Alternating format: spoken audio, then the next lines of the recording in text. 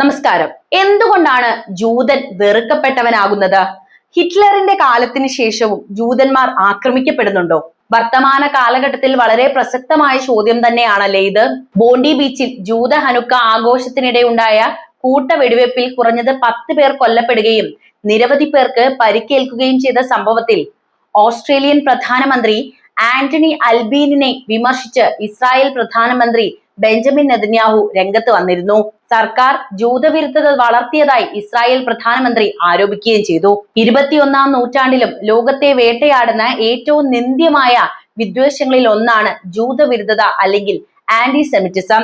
ഓസ്ട്രേലിയയിലെ ബോണ്ടി ബീച്ചിൽ ഹനുക്ക ആഘോഷത്തിനിടെ അരങ്ങേറിയ കൂട്ട വെടിവെപ്പിൽ സംഭവിച്ച ദുരന്തവും അതിനെ തുടർന്ന് ഓസ്ട്രേലിയൻ പ്രധാനമന്ത്രി ആന്റണി അൽബനീസിനെതിരെ ഇസ്രായേൽ പ്രധാനമന്ത്രി ബെഞ്ചമിൻ നെതന്യാഹു ഉന്നയിച്ച കടുത്ത ആരോപണങ്ങളും ഈ യാഥാർത്ഥ്യത്തെയാണ് അടിവരയിടുന്നത്.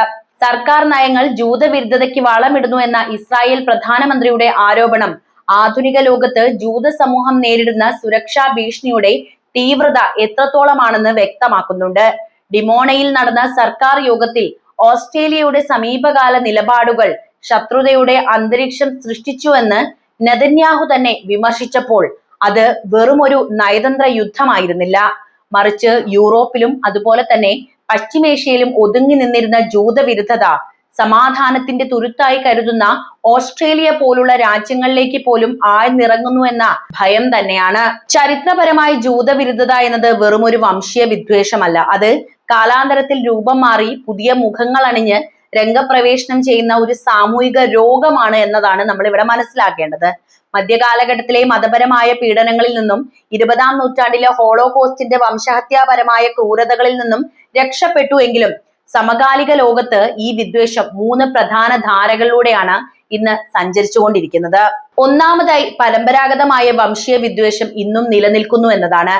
നവനാസിസവും വെള്ളക്കാരുടെ മേധാവിത്വവാദവും പോലുള്ള തീവ്ര വലതുപക്ഷ ഗ്രൂപ്പുകൾ ജൂതന്മാരെ ലോകത്തിലെ സാമ്പത്തിക സ്ഥാപനങ്ങളെ നിയന്ത്രിക്കുന്ന ഗൂഢാലോചനക്കാരായും അതുപോലെ തന്നെ സമൂഹത്തിലെ അവിശുദ്ധ ശക്തിയായിട്ടുമാണ് ഇതിനോടകം തന്നെ ഈ ലോകത്ത് ചിത്രീകരിച്ചിട്ടുള്ളത് അല്ലെങ്കിൽ ചിത്രീകരിക്കപ്പെടുന്നത്.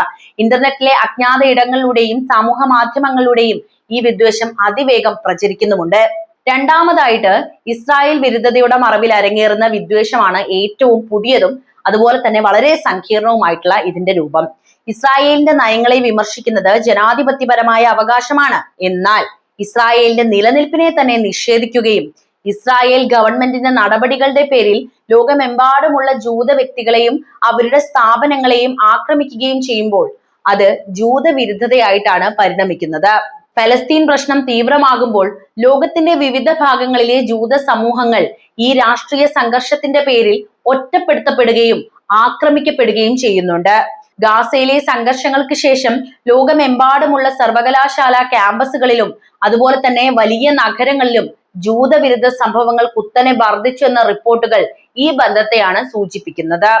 മൂന്നാമതായിട്ട് സർക്കാർ നയങ്ങളും മാധ്യമ സമീപനങ്ങളും ഈ വിദ്വേഷത്തിന് വളമാകുന്നു എന്ന നെതന്യാഹുവിന്റെ ആരോപണത്തെ നിസ്സാരമായി കാണാനാകില്ല എന്ന വസ്തുതയാണ്. ഒരു ഭരണകൂടം ഇസ്രായേലിനോട് അകലം പാലിക്കുമ്പോൾ അത് ജൂത സമൂഹങ്ങൾക്കെതിരായ ശത്രുതാപരമായ അന്തരീക്ഷത്തിന് ലൈസൻസ് നൽകുന്നുണ്ടോ എന്ന ചോദ്യം വളരെ പ്രസക്തമാവുകയാണ്. നിയമപാലക സംവിധാനങ്ങൾ ജൂത സ്ഥാപനങ്ങൾക്ക് മതിയായ സംരക്ഷണം നൽകുന്നതിൽ പരാജയപ്പെടുമ്പോഴും വിദ്വേഷ കുറ്റകൃത്യങ്ങളെ നിസ്സാരമായിട്ട് കാണുമ്പോഴും അത് തീവ്രവാദികൾക്ക് കൂടുതൽ ധൈര്യമാണ് നൽകുന്നത്. ഓസ്ട്രേലിയൻ സർക്കാരിനെതിരായ നെതന്യാഹുവിന്റെ വിമർശനം ഈ സുരക്ഷാ വീഴ്ചകളിലേക്കും അതുപോലെ ജൂത സമൂഹം അനുഭവിച്ചേക്കാവുന്ന അരക്ഷിതാവസ്ഥയിലേക്കുമാണ് വിരൽ ചൂണ്ടുന്നത്. അതിനാൽ ജൂതവിരുദ്ധത എന്നത് ചരിത്രത്തിന്റെ ഒരു ഓർമ്മപ്പെടുത്തൽ മാത്രമായിട്ട് ഇന്ന് ലോകത്ത് നിലനിൽക്കുന്നില്ല എന്ന വസ്തുത നമ്മൾ തിരിച്ചറിയണം. അത് സിനഗോഗുകളിലെ വെടിവെപ്പായും തെരുവുകളിലെ ശാരീരിക ആക്രമണമായിട്ടും സമൂഹ മാധ്യമങ്ങളിലെ വിഷലിപ്തമായ പ്രചാരണമായും ഇന്നും സജീവമായിട്ട് തന്നെ സമൂഹത്തിൽ നിലനിൽക്കുന്നുണ്ട്. ജൂതവിരുദ്ധതയെ കേവലം വംശീയ വിദ്വേഷമായി മാത്രം കാണാതെ അത് ആധുനിക രാഷ്ട്രീയത്തിലും അതുപോലെ തന്നെ നയതന്ത്രത്തിലും എങ്ങനെ പ്രവേശിപ്പിക്കുന്നു എന്ന് മനസ്സിലാക്കി അന്താരാഷ്ട്ര സമൂഹവും സർക്കാരുകളും ഇതിനെതിരെ കൂടുതൽ ശക്തമായി പോരാടേണ്ടതിന്റെ ആവശ്യകതയുണ്ട്. ബോണ്ടി ബീച്ചിലെ ചോരക്കറ ലോകമെമ്പാടുമുള്ള ജൂത സമൂഹത്തിന് ഇന്നും സമാധാനപരവും സുരക്ഷിതവുമായിട്ട് ജീവിക്കാൻ സാധിക്കുന്നില്ല എന്ന കൈപ്പേറിയ സത്യത്തെ തന്നെയാണ് വിളിച്ചോതുന്നത്. അത് പറയാതെ നമുക്ക് പൂർണ്ണമാക്കാൻ കഴിയില്ല. എന്തുകൊണ്ട് ജൂതവിരുദ്ധത നിലനിൽക്കുന്നത് എന്ന ചോദ്യത്തിന് ഉത്തരം തേടുമ്പോൾ അതിന്റെ ആരംഭം BC 3-ാം നൂറ്റാണ്ടിലെ ഹെല്ലനിസ്റ്റിക് കാലഘട്ടത്തിൽ നിന്നാണെന്ന് നമുക്ക് നോക്കിക്കാണാവുന്നതാണ്. അതായത് പുരാതന സമൂഹങ്ങളിലെ സാംസ്കാരികവും അതുപോലെ തന്നെ മതപരവുമായ വ്യത്യാസങ്ങളാണ് ജൂതവിരുദ്ധതയുടെ ആദ്യത്തെ വിത്ത് പാകുന്നത്. അലക്സാൻഡ്രിയ പോലുള്ള നഗരങ്ങളിൽ ചുറ്റുമുള്ള ജനത ബഹുദൈവ ആരാധകരായിരുന്നപ്പോൾ ജൂതന്മാർ കർശനമായ ഏകദൈവ വിശ്വാസം പുലർത്തിപ്പോന്നു. ശബ്ബത്ത് ആചരണം, പ്രത്യേക ഭക്ഷണ നിയമങ്ങൾ തുടങ്ങിയ അവരുടെ കർശനമായിട്ടുള്ള ആചാരങ്ങൾ അവരെ പൊതുസമൂഹത്തിൽ നിന്ന് വേറിട്ട് നിർത്തുകയും പുറമേ ഉള്ളവർ അല്ലെങ്കിൽ അവർ ഔട്ട്സൈഡേഴ്സ് എന്ന ചിന്താഗതിയിലേക്ക് കാരണമാവുകയും ചെയ്തു. അതായത് ഇവര് നമ്മുടെ കൂടെയുള്ള ആളല്ല എന്നുള്ള ബോധ്യം. ഈ സാമൂഹികമായ ഒറ്റപ്പെടലാണ് ആദ്യകാല വിദ്വേഷത്തിന്റെ അടിസ്ഥാനമായിട്ട് വർദ്ധിച്ചത് എന്നാണ് ചരിത്രം പറയുന്നത്.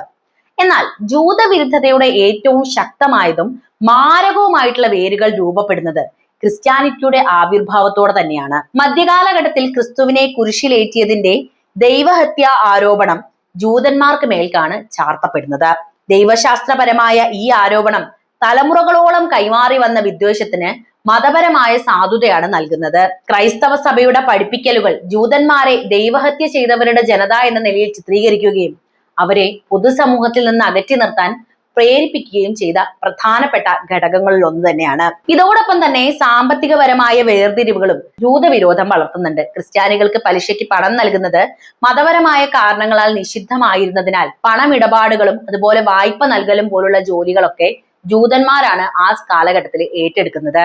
ഇത് അവർക്ക് ഒരു പ്രത്യേക സാമ്പത്തിക സ്ഥാനം സമൂഹത്തിൽ നൽകിയെങ്കിലും പൊതുസമൂഹത്തിന്റെ കണ്ണിൽ അവർ പണം ലക്ഷ്യമിടുന്ന ചൂഷകർ എന്ന ദുഷ്പേരാണ് സമ്പാദിക്കുന്നത്. ഈ തെറ്റിദ്ധാരണകൾ സാമ്പത്തികപരമായ അസൂയയ്ക്ക് വലിയ രീതിയിൽ കാരണമാകുന്നുണ്ട്. ഗെറ്റോകളിൽ ജൂതന്മാരെ വേർതിരിച്ച് പാർപ്പിച്ചതും പല ജോലികളിൽ നിന്നും അവരെ വിലക്കിയതും ഈ വിദ്വേഷം വർദ്ധിപ്പിച്ചു. കറുത്ത മരണം പോലുള്ള പകർച്ചവ്യാധികൾ യൂറോപ്പിൽ പടർന്നപ്പോൾ കിണറുകളിൽ വിഷം കലർത്തി രോഗം പരത്തുന്നത് ജൂതന്മാരാണെന്ന അടിസ്ഥാനരഹിതമായ ആരോപണങ്ങൾ ഉയരുകയും ഇത് വലിയ കൂട്ടക്കൊലകൾക്ക് വഴി തുറക്കുകയും ചെയ്തിട്ടുണ്ട്. ഇതെല്ലാം ചരിത്രത്തിൽ സംഭവിച്ച ജൂതവിരുദ്ധതയാണ് കേട്ടോ. 19-ാം നൂറ്റാണ്ടിൽ ഈ വിദ്വേഷത്തിന്റെ മതപരമായ അടിത്തറയിൽ നിന്ന് വംശീയമായ അടിത്തറയിലേക്ക് പരിവർത്തനം ചെയ്യുന്ന കാലഘട്ടമാണ്. ശാസ്ത്രീയ വംശീയ സിദ്ധാന്തങ്ങളുടെ മറവിൽ ജൂതന്മാരെ ഒരു മതവിഭാഗമായിട്ടല്ല, മറിച്ച് താഴ്ന്നതോ അല്ലെങ്കിൽ അപകടകാരിയോ ആയ ഒരു വംശീയ വിഭാഗമായിട്ട് ചിത്രീകരിക്കാൻ തുടങ്ങുകയാണ് ഇവിടെ.